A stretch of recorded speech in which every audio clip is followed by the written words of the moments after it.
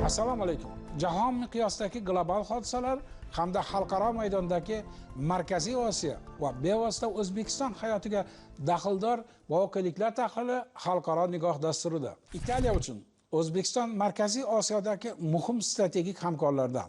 Italiya bosh vazirining mintaqaga safari Samarqandga tashrifdan boshlangani ham bunga bir misol.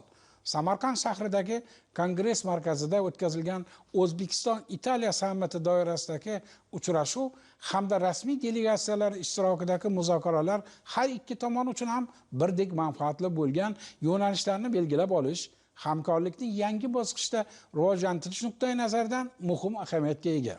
Muzokaralar yakunida qabul qilingan strategik sheriklik munosabatlarini mustahkamlash to'g'risidagi qo'shma deklaratsiya tomonlarga iqtisodiy aloqalarni yanada kengaytirish, sifat jihatidan yangi bosqichga olib chiqish imkonini berishi bilan ahamiyatli.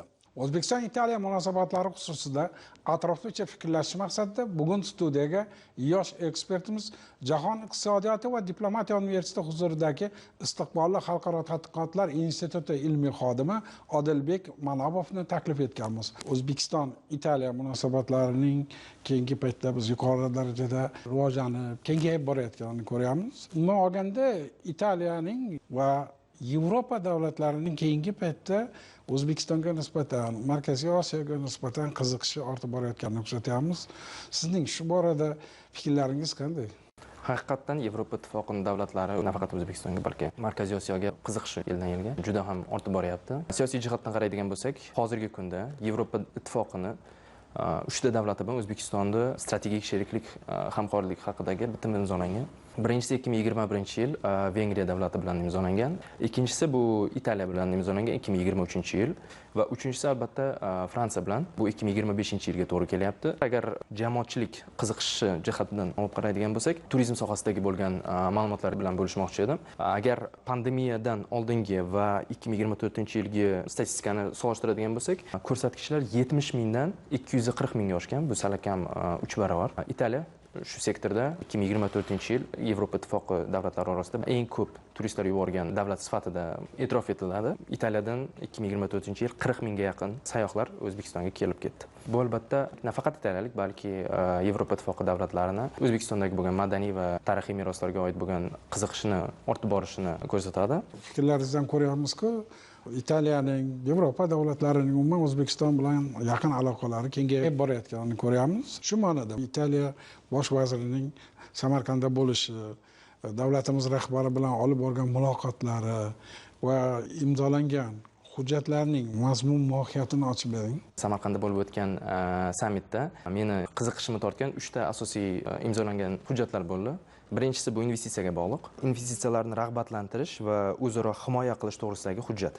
Uning muhimligi nimada? Birinchidan, hozirgi kunda O'zbekiston va Italiya hamkorligida O'zbekistonda salakam 60 ga yaqin tashkilotlar yuritib borilyapti. Undan 25 tasi to'liq Italiya kapitali bilan. Ikkinchi e'tiborimni tortgan hujjat bu barqaror rivojlanish va atrof muhitni muhofaza qilish sohalariga hamkorlik to'g'risidagi va uchinchi hujjat bu ta'lim sohasida bo'lgan. Ya'ni Turin universiteti, Pisa universiteti va boshqa bir necha universitetlar bilan xalqaro hamkorlik memorandumlari imzolandi. Bundan tashqari Italiya tadqiqot instituti markazi bilan bitim imzolandi.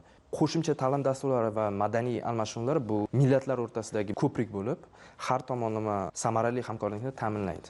Aytishimiz mumkinki, Samarqandda tuzilgan kelishuvlar asosan 3 ta yo'nalishga yo'naltirilgan. Birinchisi demak, siyosiy, diplomatik aloqalarni kengaytirish, ikkinchidan savdo-iqtisodiy masalalar birinchi o'ringa chiqyapti. Hozirgi paytda Italiyaning Yevropaning 3-iqtisodiy davlati sifatida, O'zbekistonning esa o'ziga xos islohotlar natijasida vujudga kelgan iqtisodiy makonda o'zaro yaqinlashuv, birgalikda korxonalar qurish, hamkorlikda investitsiyalarni olib kirish masalalari ko'rib chiqildi. Bular albatta o'z navbatida iqtisodiyotimizni rivojlantirishga, qo'shimcha ish joylarini ochishga, yuqorida siz ham aytdingiz, yoshlarimizning Yevropada ta'lim olishlariga, yangi kasblarni egallashlariga olib keladi. O'ylaymizki, bu jarayon yaqin atrofda o'zining natijalarini bera boshlaydi va albatta mana shu ikki mamlakat o'rtasidagi yuqoridagi aytib o'tilgan sohalarda aloqalarni yanada mustahkamlashga olib keladi.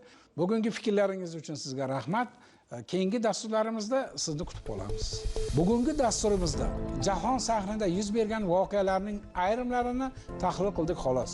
Yurtimiz hayotiga daxldor, qolaversa Markaziy Osiyo mintaqasiga bevosita aloqador voqea hodisalarni xalqaro nigohning navbatdagi sonlarida ekspertlar bilan birgalikda muhokama qilib boramiz.